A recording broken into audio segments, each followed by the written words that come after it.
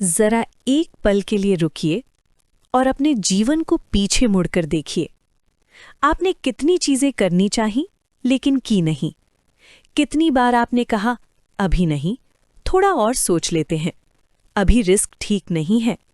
और अगर आप ईमानदारी से देखें तो आपको पता चलेगा इन सब के पीछे कोई लॉजिक नहीं था, डर था। लेकिन सबसे खतरनाक बात यह है कि ज्यादातर लोग ये मानते ही नहीं कि वे डरे हुए हैं। उन्हें लगता है वे प्रैक्टिकल हैं, वे रियलिस्टिक हैं, वे ओवरथिंकर नहीं हैं। जबकि सच्चाई ये है, डर अक्सर प्रैक्टिकलिटी का मास्क पहनकर आता है। आज इस वीडियो में मैं आपको डर से लड़ने के तरीके नहीं बताऊंगा, मैं आपको करेज के नारे भी नहीं दूंगा। आज हम सिर्फ एक काम करेंगे, डर को समझेंगे। क्योंकि जिस दिन आप डर को समझ लेते हैं, उस दिन डर आपको बेवकूफ बनाना बंद कर देता है। पार्ट 1, डर की सबसे बड़ी गलतफहमी। सबसे पहले एक बहुत बड़ा भ्रम तोड़ना जरूरी है। हम मानते हैं डर किसी सिचुएशन की वजह से होता है, लेकिन ये अधूरी सच्चाई है।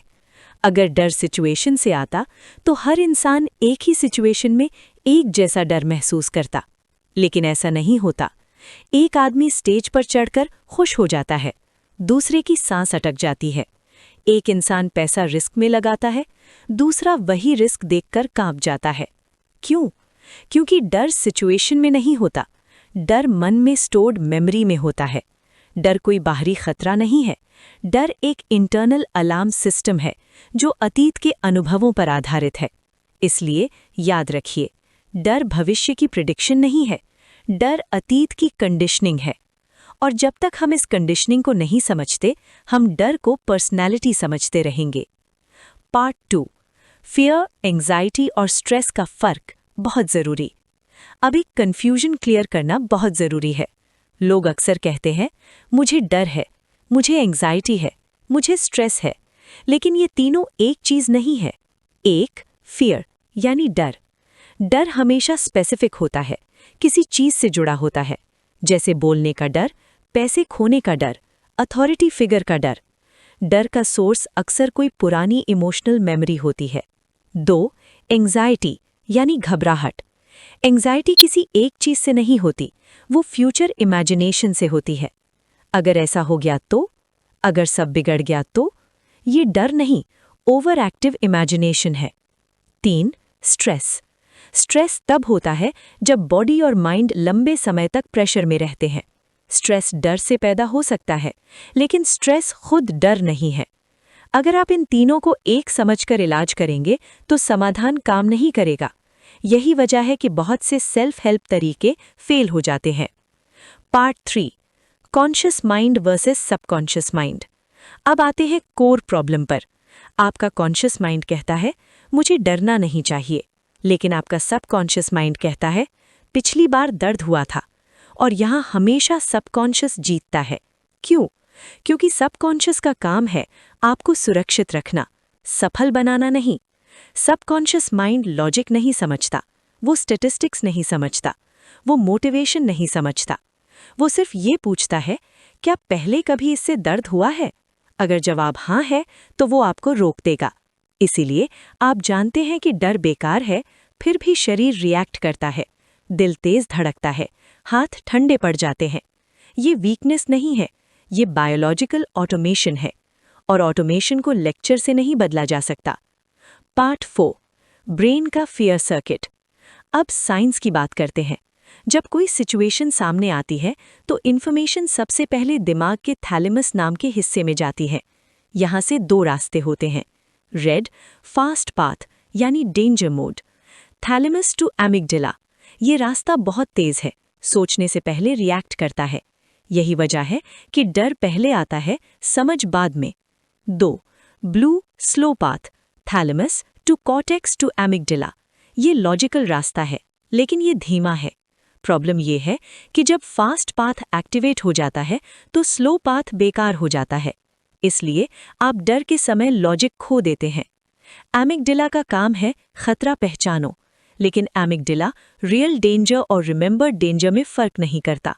अगर किसी मेमोरी में इमोशनल पेन जुड़ा है तो एमिगडाला उसे आज का खतरा मान लेता है।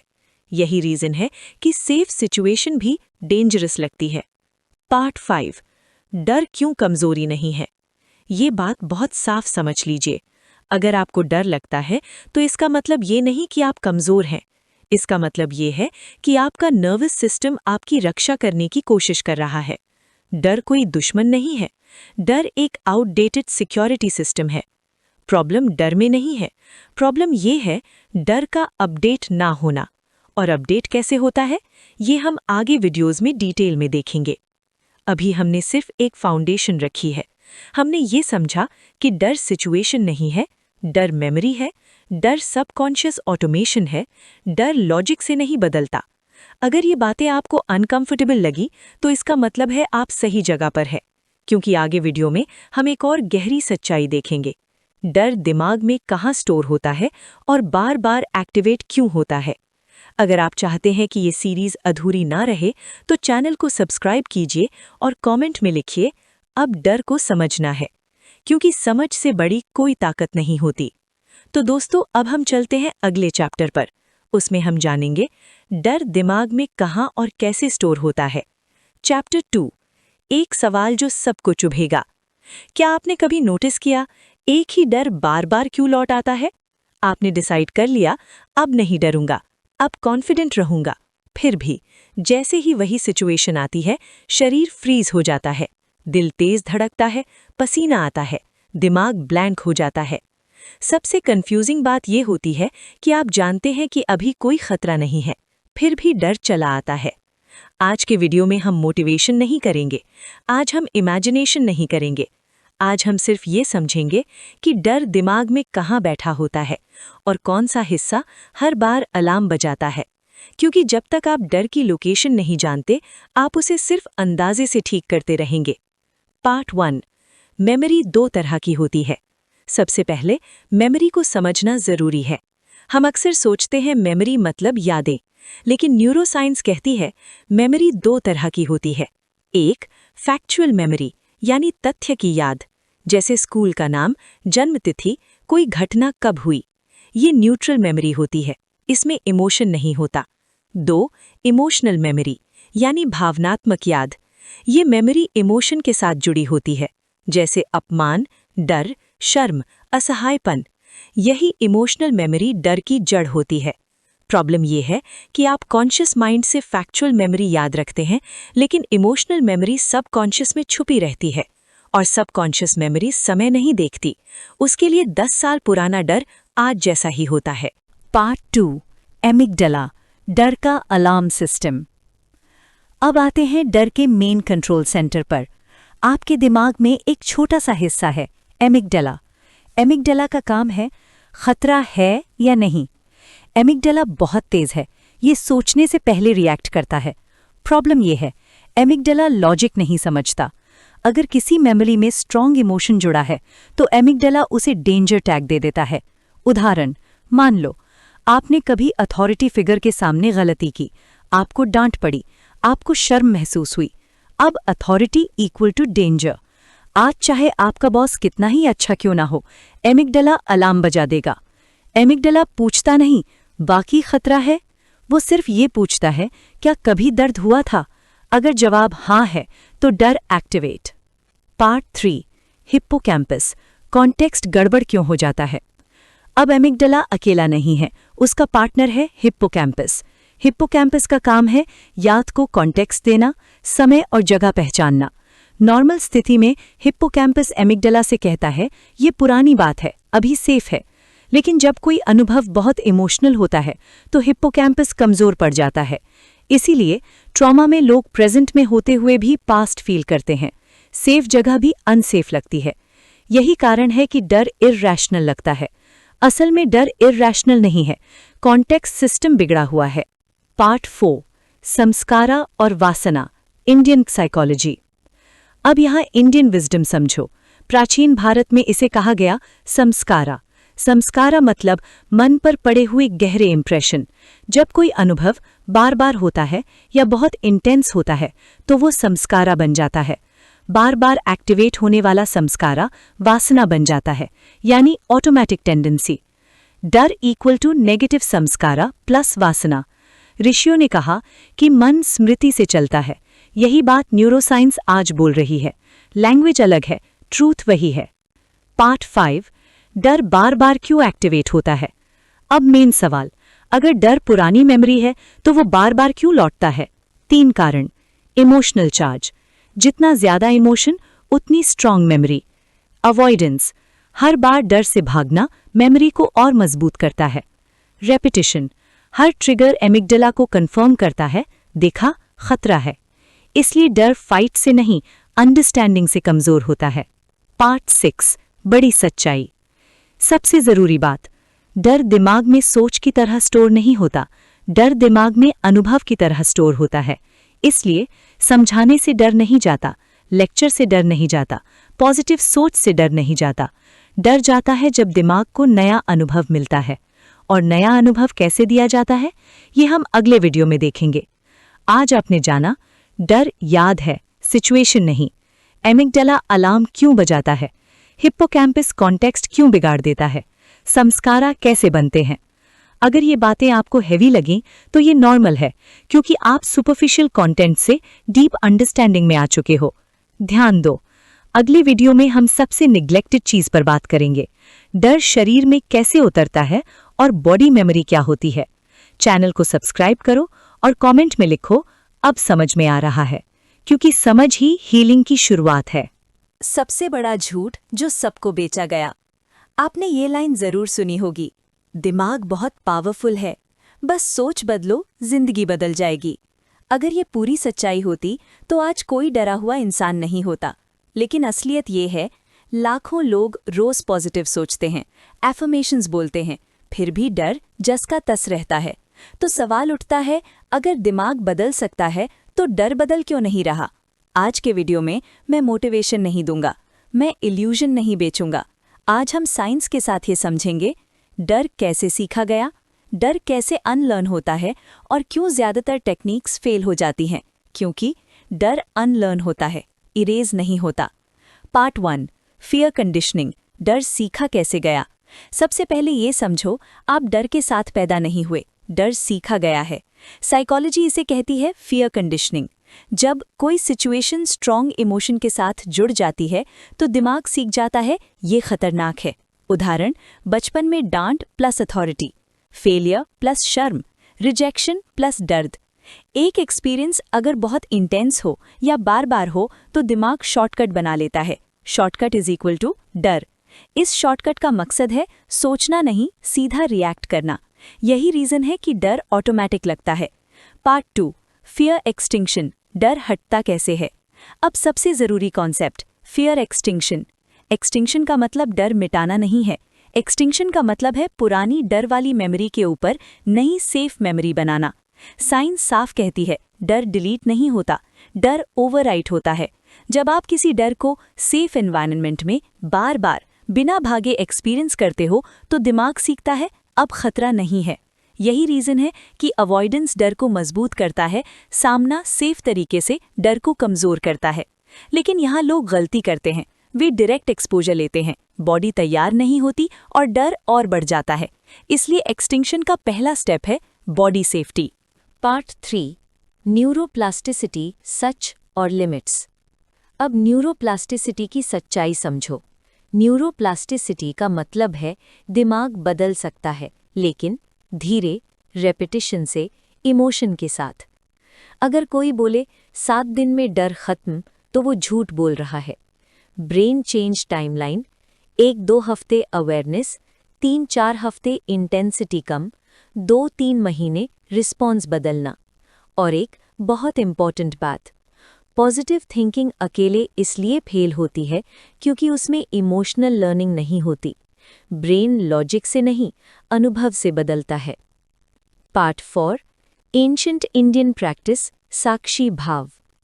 अब इंडियन विजडम समझो। ऋषियों ने कहा, मन को बदला नहीं जा सकता, मन को देखा जा सकता है। इसे कहते हैं साक्षी भाव। जब डर आता है, आप उसे भगाते नहीं, आप उसे पकड़ते नहीं, आप उसे ऑब्जर्व करते हैं। यही ब्रेन को नया सिग्नल मिलता है, डर आया लेकिन कुछ गलत नहीं हुआ। ये ऑब्जर्वेशन नर्वस सिस्टम को काम करती है। अमिगडला को रीट्रेन करती है, हिप्पोकैम्पस को कॉन्टेक्स्ट देती है। इसीलिए ध्यान कोई स्पिरिचुअल लग्जरी नहीं, ये ब्रेन री एजुकेशन है। पार्ट 5, एफर्मेशंस क्यों फेल होती हैं। अब एक कड़वी सच्चाई, एफर्मेशंस फेल इसलिए नहीं होती कि वो गलत हैं, बल्कि इसलिए फेल होती हैं क्योंकि टाइमिंग गलत होती है। जब बॉडी डर में है और आप कहते हो मैं फियरलेस हूं, तो सबकॉन्शियस बोलेगा झूठ। पहले बॉडी रेगुलेट, फिर अवेयरनेस, फिर एफर्मेशन। ऑर्डर उल्टा हुआ तो डैमेज होता है। पार्ट 6, सबसे ज़रूरी ईमानदारी। अब एथिक्स की बात। हर डर सेल्फ वर्क से ठीक नहीं होता। अगर पैनिक अटैक्स हैं, ट्रॉमा फ्लैशबैक्स हैं, बॉडी नंब हो जाती है, तो प्रोफेशनल हेल्प ज़रूरी है। ये वीकनेस नहीं है, ये रिस्पॉन्सिबिलिटी है। ट्रू हीलिंग ईगो से नहीं, समझ से होती है। आज आपने जाना, डर सीखा गया है, डर ओवरराइट होता है, न्यूरोप्लास्टिसिटी रियल है, मैजिक नहीं। ऑब्जर्वेशन ब्रेन को बदलती है। हम इस सीरीज को प्रैक्टिकल क्लोजर देंगे, step by step process, common mistakes और रियलिस्टिक रोड मैप।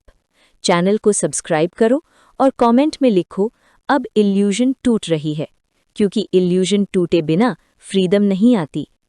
डर निकालने की सही प्रक्रिया, complete framework, mistakes, limits and ethics. आखिरी लेकिन सबसे ज़रूरी, अगर आप यहाँ तक आए हैं तो इसका मतलब एक बात साफ है, आप मोटिवेशन ढूंढने नहीं आए थे, आप समझ ढूंढने आए थे। पिछले 4 वीडियोज़ में हमने डर को हर एंगल से देखा।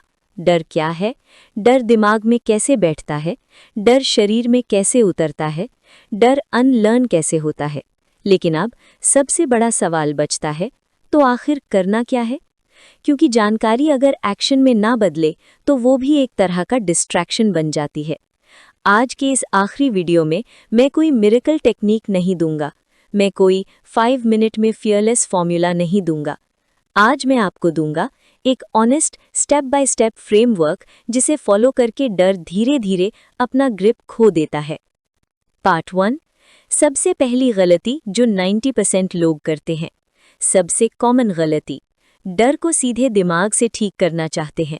वो कहते हैं मत डर, स्ट्रॉन्ग बन, पॉजिटिव सोच। लेकिन जैसा आपने पहले वीडियोस में देखा, डर सोच से नहीं, नर्वस सिस्टम से शुरू होता है। इसलिए जो भी प्रक्रिया होगी, उसका पहला स्टेप दिमाग नहीं, शरीर होगा। अगर बॉडी अनसेफ है तो माइंड कभी सेफ नहीं होगा। ये पॉइंट अगर मिस हुआ तो आगे का सब काम बेकार। Part 2, step 1, body regulation foundation. पहला और सबसे ज़रूरी स्टेप, बॉडी को ये सिग्नल देना अब खतरा नहीं है। इसका मतलब ये नहीं कि डर हट गया है, इसका मतलब है बॉडी फाइट और फ्लाइट से बाहर आ रही है। कैसे? सांस पर अवेयरनेस, शरीर के कॉन्टैक्ट पॉइंट्स महसूस करना, गति को धीमा करना। ये कोई मेडिटेशन नहीं, ये नर्वस सिस्टम रीसेट है। जब बॉडी थोड़ी सेफ फील करती है, तभी ब्रेन सुनना शुरू करता है। अगर आप ये स्टेप स्किप करते हो तो आगे का हर स्टेप स्ट्रगल बन जाता है। Part 3, step 2, awareness observer mode. अब आता है दूसरा स्टेप, डर को ऑब्जर्व करना, उससे लड़ना नहीं। जब डर आए, उसे हटाने की कोशिश मत करो, उसे जस्टिफाई मत करो, बस नोटिस करो। मन में कहो डर हो रहा है, मैं डर हूं नहीं, डर हो रहा है। यही सेपरेशन बनती है। ये स्टेप बहुत पावरफुल है क्योंकि यहीं ब्रेन को नया सिग्नल मिलता है। डर आया लेकिन कुछ बुरा नहीं हुआ। यही सिग्नल फियर एक्सटिंक्शन की शुरुआत है। पार्ट 4, स्टेप 3, न्यू एक्सपीरियंस देना, संकल्प। अब तीसरा स्टेप, सबकॉन्शियस को नया अनुभव देना। यही लोग एफर्मेशंस को गलत समझते हैं। एफर्मेशन झूठ नहीं है अगर टाइमिंग सही हो।